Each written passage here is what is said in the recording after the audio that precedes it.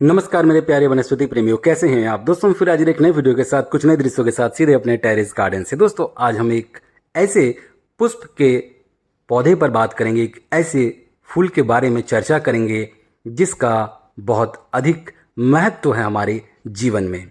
खास करके भारत में ये पुष्प का पौधा, ये पुष्प बहुत अधिक महत्व रखता है। थंबनेल को देखकर और इन दृश्यों को देखकर आप समझ ही चुके हैं, हम बात कर रहे हैं अपराजिता की। सबसे पहले इसके नामों पर चर्चा करते हैं।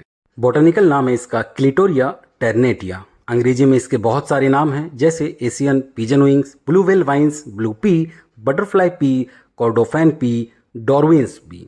इसके अलावा हिंदी में भी इसके बहुत सारे नाम हैं, जैसे इसे अपराजिता के अलावा विष्णु कांता के नाम से जाना जाता है, गोकर्णी, गिरिकर्णी, शंखपुष्पी और नीलकंठ भी इसे कहा जाता है।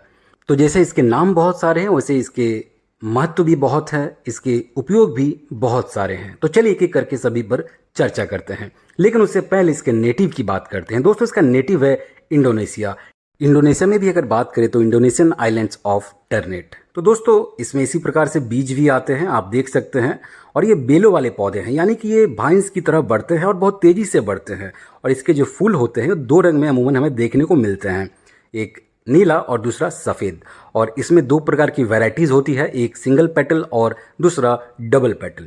सुगंध इनमें नामात्र होता है या फिर ना के बराबर होता है, मगर महत्व बहुत अधिक होता है।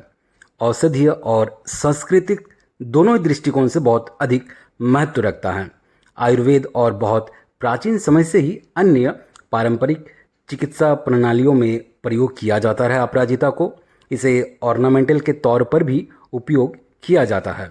धार्मिक दृष्टिकोण की बात करें तो अपराजिता को भगवान शिव से जोड़ा गया है। इसके साथ ही माँ काली की पूजा में और नवदुर्गा की पूजा में इसके फूलों का विशेष महत्व है। दोस्तों इसके फूल का उपयोग डाई के तौर पर भी किया जाता है। नेचुरल फाइबर को रंगने में किया जाता है। साउथ ईस्ट एशिया में अपराजिता के फूलों का उपयोग नेचुरल फूड कलरिंग एजेंट के तौर पर भी किया जाता है। तो चलिए अब बात करते हैं इसको किस प्रकार से हम लगा सकते हैं, कब कब लगा सकते हैं। तो इसका आइडियल टाइम होता है फरवरी से लेकर अप्रैल तक। लेट विंटर और अर्ली समर ये बिल्कुल परफेक्ट समय होता है इसको लगाने का। वैसे मार्च और अप्रैल का महीना सबसे बेस्ट रहता है। ये दो प्रकार से लगते हैं, एक तो सीड से लग जाते हैं और दूसरा ये कटिंग से भी लग जाते हैं। बस आपको जो कटिंग है वो थोड़ा सा अच्छा लेना पड़ेगा, यानी कि आप थोड़े से मोटे तने वाले कटिंग्स अगर उपयोग करते हैं तो आसानी से लग जाते हैं। आप इस वक्त भी मानसून के समय में इसके कटिंग से आप पौधे को तैयार कर सकते हैं। अगर आप कटिंग से इसके पौधे को तैयार कर रहे हैं तो आपको 2 से ढाई महीने का वक्त लग जाएगा फ्लावरिंग में। और अगर आप सीड से इसको उत्पन्न करते हैं तो आपको करीब करीब 3 से 4 महीने का वक्त लग जाएगा फ्लावर को प्राप्त करने में। दोस्तों इसे दिन में करीब 5 से 6 घंटे की डायरेक्ट सनलाइट की आवश्यकता होती है। अगर आप इसे थोड़े कम धूप में रखते हैं तो आपको फूलों की संख्या कम मिलेगी।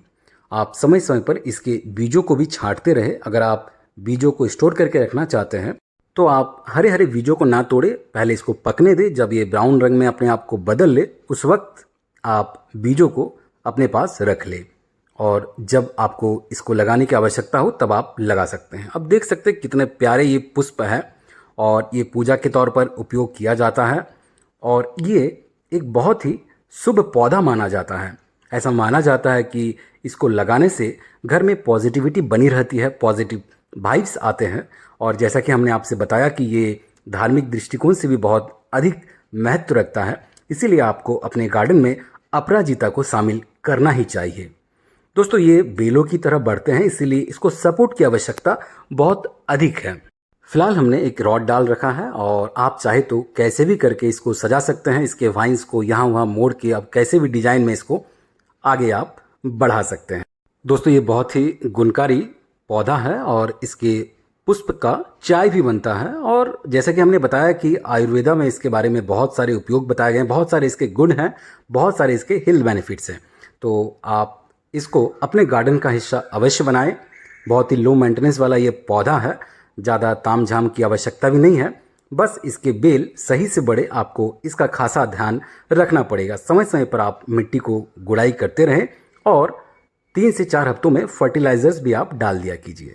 एक और ज़रूरी बात, आप इसे बड़े कंटेनर में ही लगाएं या फिर आप 1-2 साल में इसको रिपोर्ट करते रहें, क्योंकि ये बहुत ही तेज़ी से बढ़ते हैं और अच्छा खासा आपको फिर फूल भी प्राप्त होगा अगर आप इसको बड़े कंटेनर में लगाते हैं। तो दोस्तों, आशा करते हैं कि अपराजिता के ऊपर हमारे छोटा सा प्रस्तुति आपको अच्छा लगा होगा। अगर अच्छा लगे तो दोस्तों के साथ, परिवारजनों के साथ शेयर कीजिएगा। चैनल पर नए हैं तो चैनल को सब्सक्राइब कर लीजिएगा, बेल आइकन दबा लीजिएगा। मिलते हैं किसी अगले वीडियो में, तब तक अपना ख्याल रखें। बहुत बहुत धन्यवाद आपका।